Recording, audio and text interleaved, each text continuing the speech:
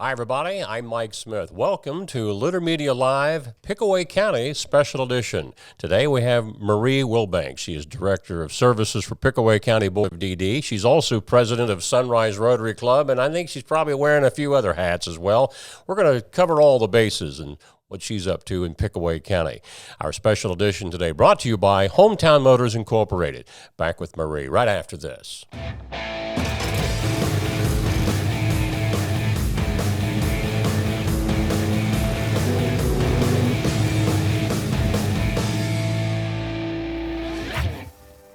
Now that's one fast mower.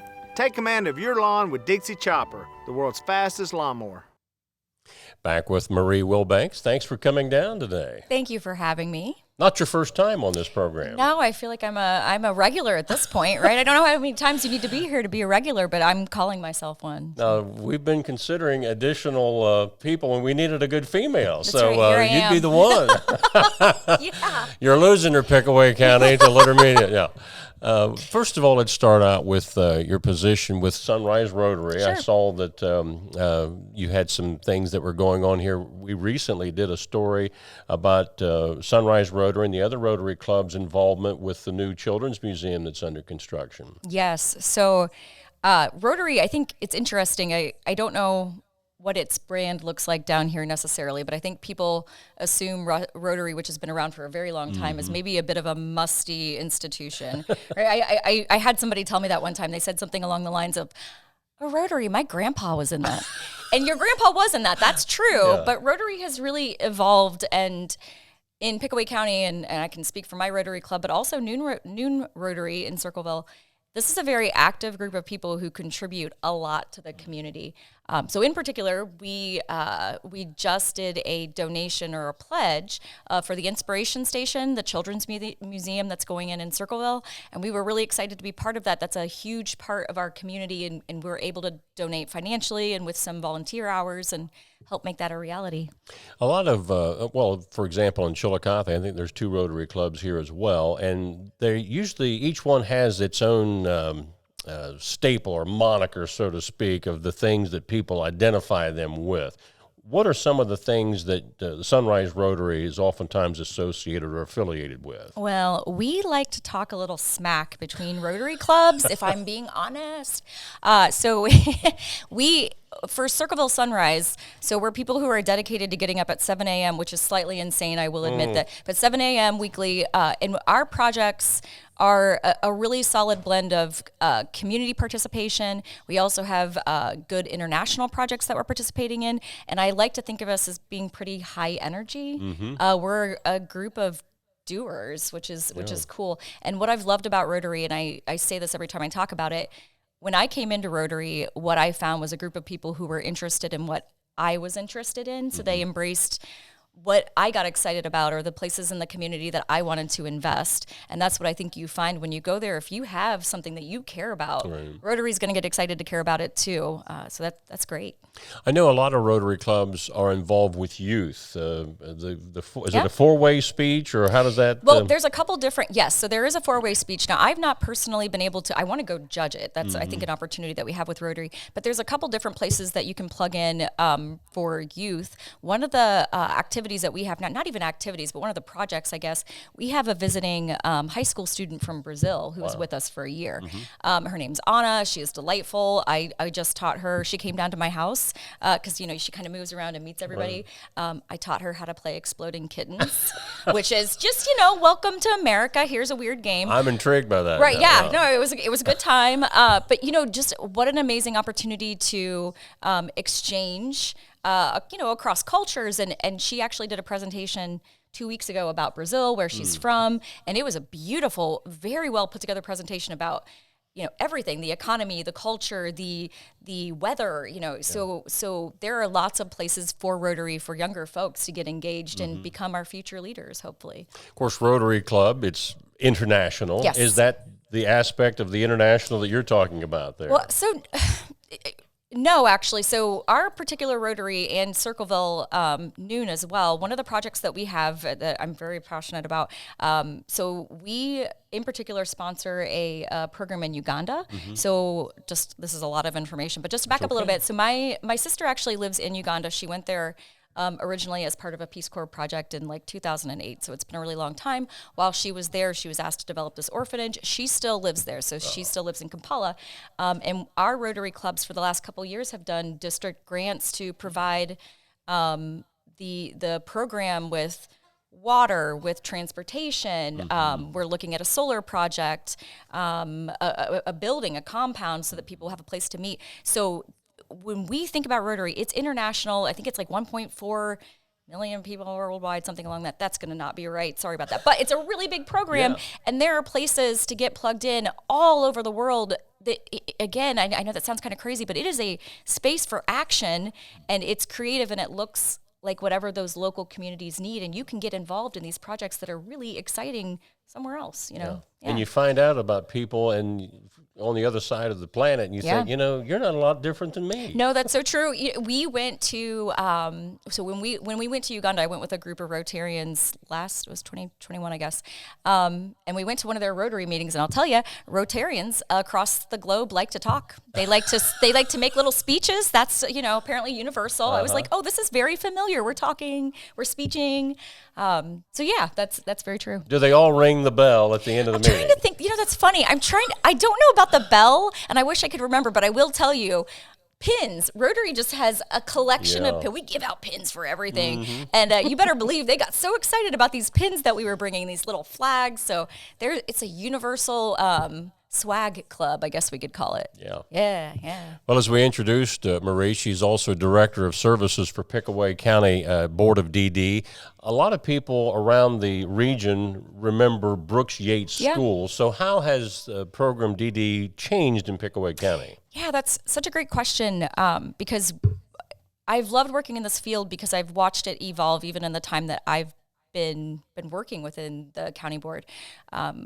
The way that a lot of county boards got started, they were founded by parents, by a lot of moms who looked around and said, hey, my kids don't have places in this community. In particular, my kids aren't getting education, but that's not right. And so what I want to do is start a program for kids with special needs, usually in a church basement somewhere. And what grew out of that is this county board system, this kind of unique county board system that we have within Ohio. All 88 counties have their own flavor. But schools were part of the legacy of county boards. And if you look across Ohio, I think there's only 44 counties now that are actually running their own schools, their own standalone schools. And within each county, what county boards are doing for school services has evolved as well. So within Pickaway County, we no longer run Brooks Yates School. That no longer exists. And that's tough because that was a program that meant a lot to people. However, right, the way that we think about providing services has to change. We are always getting better at doing something. So right now what we offer, we offer school services, and that looks like a couple different things. It looks like transition services, so we're helping kids who are within that like 14 to 22 year age range, and they're getting ready to exit school. I'm like, what does that look like? That's really nervous. That's a nervous place for a lot of people. Sure. So what does that look like? So we help them get the skills that they're going to need to hopefully go into the workforce and being contributing members of society. But the other part that I think is really unique, what we do in Pickaway County, we work with all 4 of our school districts to go into classrooms where they are trying to meet needs of kids with special education needs. And so we go in there and we look at the environment kind of holistically and go, okay, well, let's try this over here because we know that that's probably going to work. A lot of the teachers, my husband's a teacher. It is an exhausting job. It is a lot of work. And so it's really difficult sometimes to meet needs within classrooms. And so we're able to go in and not just impact 1 or 2 or 6 kids, we're impacting an entire classroom. And we're in all 4 school districts. So it's really, it's tough to lose those legacy programs, but it's so exciting to see what has grown out of that. I know in recent years in talking with Pioneer Center in Ross County, and I'm sure it's probably been the same in Pickaway and other counties, where more special needs students are being integrated into the other schools.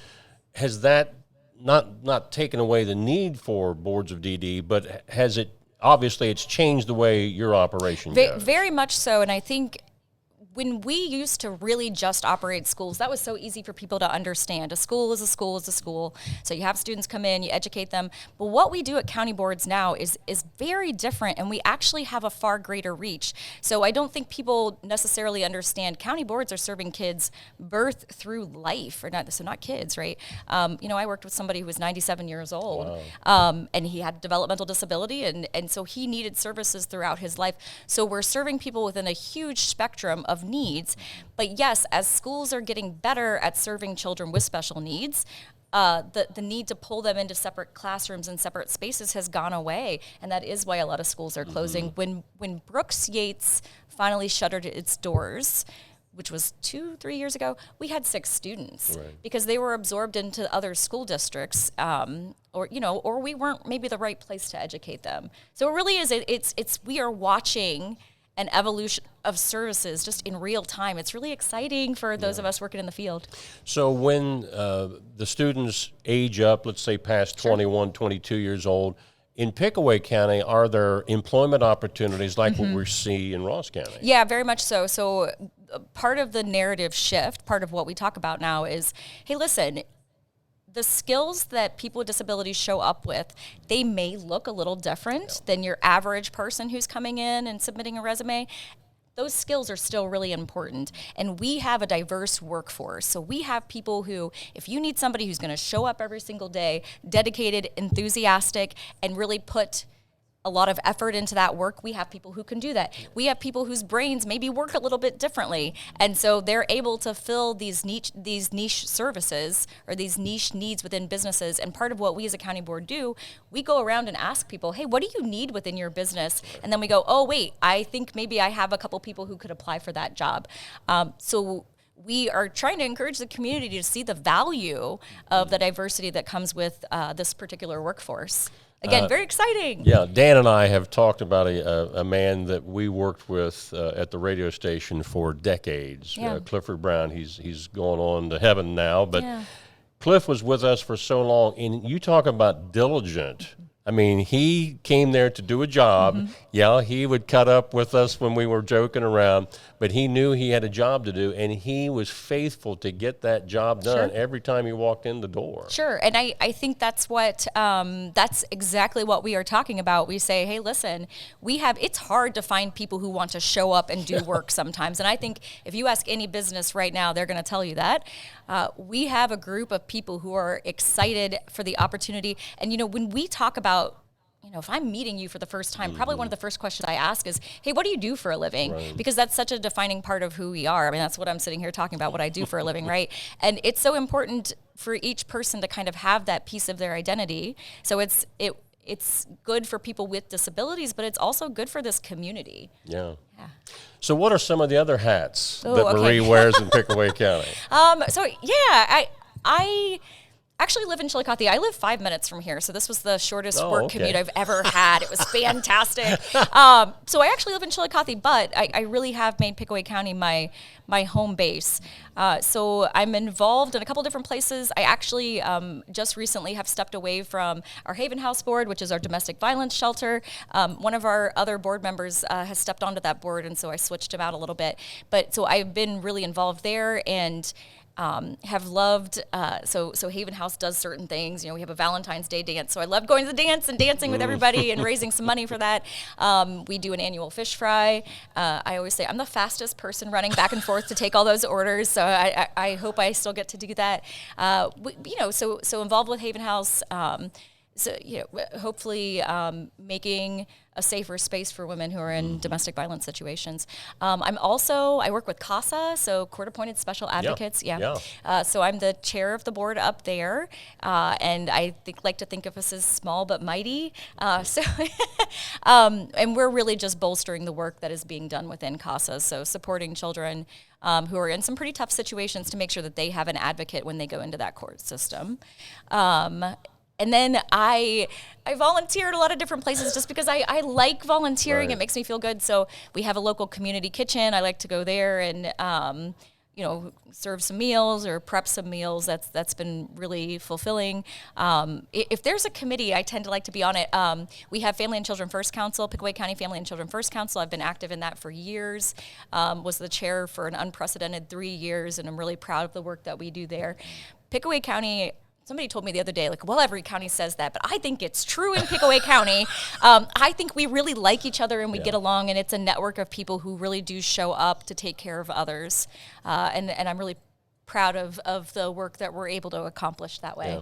We all have a tendency as people to, define our turf. But when we go across the county line, and I had many opportunities in my radio days in the news department of going up and covering meetings every Monday in Pickaway County. Yeah. And, of course, I'm not doing that anymore, but every time I drive through Circleville or other parts of Pickaway County, my mind takes me back. And I miss that. I miss seeing a lot of those folks. So I guess if people in whatever county you're watching from, by all means, go and visit that community. Yeah, and I think, for example, Pickaway County, that's an easy place to overlook. When I go to statewide events and I say I'm from Pickaway County, nobody has a darn clue where I am or what I'm talking about. I have to, kind of orient them to Franklin. Okay, we're right below that. But there is such energy in these places. And I think something that's really, again, as somebody who's working so often in Pickaway County, we're a growing county. Yeah. We are one of the most rapidly growing counties within Ohio. And so there is such opportunity there. And I have been proud personally to watch Chillicothe evolve. I keep saying evolve, but it's a good word. But I've been really proud to watch Chillicothe grow up, often with businesses that were developed by people that I went to school with. It's just this group of people that I know, and they're opening businesses and they're making changes happen and they're bringing back this vibrant downtown. That's been so neat to watch. And I'm seeing that energy pick up in Pickaway County. And I'm seeing people go, what are they doing down in Chillicothe? And how can we bring that up here? So there is, I hope that we become the next Chillicothe. I don't know, maybe that's not the right, I'm going to get in trouble for saying that. But I hope that we become this place that is kind of a hub or an exciting area to go locally. We have wonderful people, and there is possibility there. Yeah. But it's amazing how many ideas that have given birth here that came out of Pickaway County. Oh, that's right. Somebody saw something at the pumpkin show and said, we need to try something like that down here. So, well, I am a firm believer that, you look around you, and I will never be the smartest person in the room, but I am not afraid to borrow, or I'm not afraid to say, okay, well, what is it that's working down here, and how can we replicate that, but with our own flavor? I think it's important to draw on our, each other, right? It's important to draw on each other. So, yeah, that's right. Sometimes cool things come out of Pickaway County, too. That's right, Chillicothe. Well, I know Ross County has taken great pride in their fairgrounds over the years, but I know for a fact there's been some things seen at the Pickaway County Fairgrounds that Ross County say, okay, we got to do that too. I'm going to tell you, so to speak very specifically about that, so when we put in our new fairgrounds in Pickaway County, we spent a lot of time and energy and money, frankly, but working with the commissioners to make sure that this new space, which, man, it needed an overhaul. It was a real nightmare. But to make sure that space was going to be accessible for everyone. And what we've created is not just a place, again, so wearing my disability hat, not just a place that's great for people with disabilities, maybe some mobility needs. We had people telling us, hey, I was able to bring my grandpa who is in a wheelchair because this space was better. It was safe. So moms with strollers, right? So it's that universal design approach. It was freezing cold. I think it was in January. It was absolutely freezing cold, but I just did a tour of the fairgrounds here in Ross County because the Ross County Board of DD is doing some work to try to get the fairgrounds here in better shape. And the fairs are crowning glory here in Ross County, right? It's a really, and I have said 4-H, I was a 4-H'er.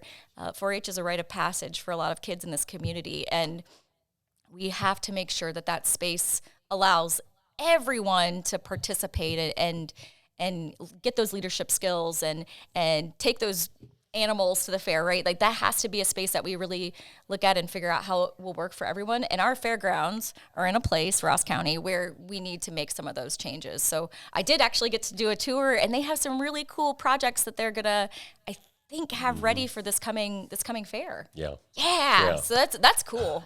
Who doesn't want to go to Pickaway County now? Just rub some of that off on me, man. Marie, we appreciate you being with us today. Yeah, thank you so much for having me. This was fun. Yeah, we're going to have her back. I need some of that energy, yeah. Marie Wilbanks, Director of Services for Pickaway County Board of DD, and also President of the Sunrise Rotary Club. We now know how she gets those guys going early in the morning. Our special edition for Pickaway County here on Litter Media Live has been brought to you today by Hometown Motors Incorporated. Don't forget to join Dan Ramey and I for our regular program at 11 o'clock this morning here on Litter Media. I'm Mike Smith.